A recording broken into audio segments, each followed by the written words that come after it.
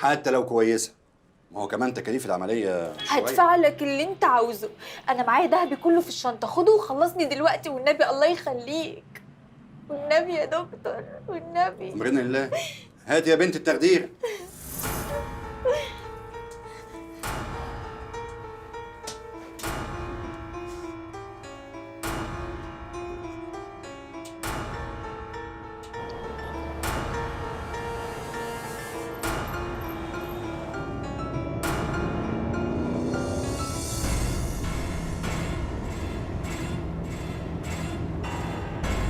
ما تنجز يا دكتور، انا مش فاضي للدلع بتاعك ده. انا بخلص اهو، انا بلغيها بس اصل لقيتها مخضوضه والوريد هربان.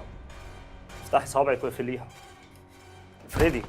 شيل ايدك يا دكتور. تعالى هنا بقول لك، ده مجنون ده ولا ايه؟ ايوه انا مجنون ورايحه مني. هتقولنا البوليس بقى عشان ياخدني انا وبنتي. بنتك؟ ايوه بنتي. هتسالني على البطاقه، هسالك على الكارنيه وتصريح مزاوله المهنه، وهقفل لكم الغرزه الطبيه دي والبسكم الحديد كلكم. لا لا لا لا لا لا، اهدى بس حضرتك. على ايه؟ بنتك قدامك اهي وما تشكتش ابره. يلا تعالى. اوعى ايدك. تعالى اوعى ايدك بقول لك. اوعى.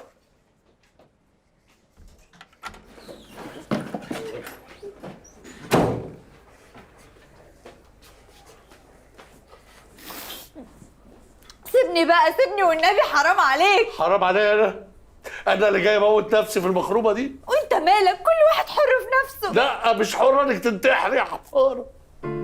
مش حره. مش حره، دي ما فيهاش اسفه، دي ما فيهاش مش هعمل كده تاني. ومش حره انك انت تقتلي روح دمت فيكي.